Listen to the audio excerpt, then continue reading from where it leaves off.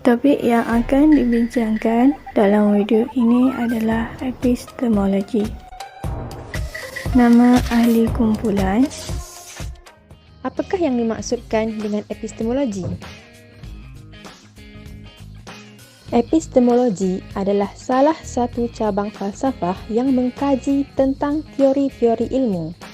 Dalam bahasa Yunani, epistemologi terdiri daripada dua perkataan, iaitu epistemi yang bermaksud pengetahuan atau kebenaran dan logos yang bermaksud ilmu atau teori. Ahli-ahli falsafah membincangkan bahawa konsep ilmu itu sebagai suatu kepercayaan yang berasas mengenai sesuatu yang benar, atau dalam bahasa Inggerisnya ialah Justified True Belief, atau ringkasannya adalah JTB. Terdapat 3 elemen untuk mengesahkan sesuatu perkara itu adalah ilmu. Apakah 3 elemen tersebut? 3 elemen tersebut terdiri daripada kepercayaan, kebenaran dan justifikasi ataupun berasas. Sumber-sumber ilmu ini boleh diperoleh melalui wahyu, berasaskan pengalaman panca indera, intuisi, pandangan pakar bidang berkenaan, logik dan kaedah saintifik. Kaedah dan sumber perolehan ilmu. Kaedah dan sumber perolehan ilmu terbahagi kepada dua, iaitu empirisisme dan rasionalisme. Empirisisme berasal dari bahasa Yunani empiria yang bermaksud berpengalaman. Fahaman ini menyatakan semua pengetahuan diperolehi berdasarkan pengalaman dan sumber ilmu diperolehi melalui penggunaan panca indera. Kelebihannya, fahaman ini merupakan penyumbang utama kepada kemunculan ilmu yang moden. Manakala bagi kelemahan, panca indera manusia adalah terbatas dan boleh menipu. Ini boleh menimbulkan pengetahuan atau maklumat yang salah. Rasionalisme. Fahaman ini menekankan kemampuan akal yang rasional sebagai sumber untuk memperolehi ilmu dan mencari kebenaran.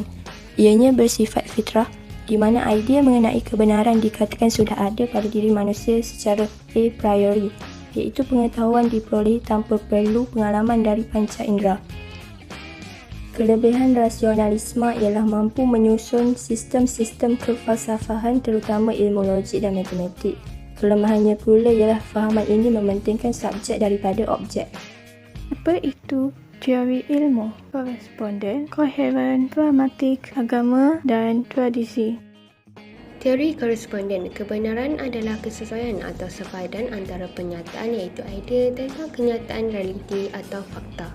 Contoh, idea antara simptom-simptom COVID-19 adalah batuk, sakit tekak, suhu tinggi, sakit otot atau sendi, keletihan atau sakit kepala. Fakta, kajian menunjukkan bahawa hampir separuh daripada pesakit yang mempunyai simptom-simptom COVID-19 telah disahkan positif COVID-19 setelah pesakit melakukan ujian dan diagnosis formal oleh doktor. Teori koheren. Suatu pernyataan dianggap benar apabila ia bersifat koheren atau konsisten dengan pernyataan sebelumnya yang dianggap benar. Contoh, premis 1, semua manusia boleh dijangkiti COVID-19. Premis 2, Ali adalah seorang manusia. Kesimpulan, Ali boleh dijangkiti oleh COVID-19. Teori pragmatik. Teori pragmatik adalah fungsi berfikir untuk menangkap kenyataan tertentu, melainkan untuk membentuk idea tertentu bagi memenuhi keperluan atau kepentingan hidup manusia. Teori pragmatik ialah kebenaran bersifat relatif. Ia mementingkan idea berguna walaupun palsu. Justru, kebenaran bukanlah keutamaan. Kepalsuan boleh dijemakan dengan hujah-hujah rasional, sedangkan tarikan praktisme adalah manfaat jangka pendek yang sengaja diada-adakan. Contoh ayat pragmatik. Semua rakyat Malaysia diwajibkan memakai pelitup muka ketika berada di luar rumah untuk mengelakkan risiko jangkitan COVID-19. Teori agama dan tradisi. Menurut agama, kebenaran yang mutlak adalah bersumberkan dari Tuhan dan dihayati dengan keimanan dan kepercayaan.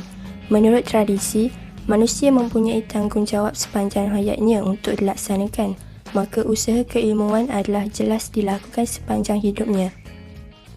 Epistemologi menurut Islam.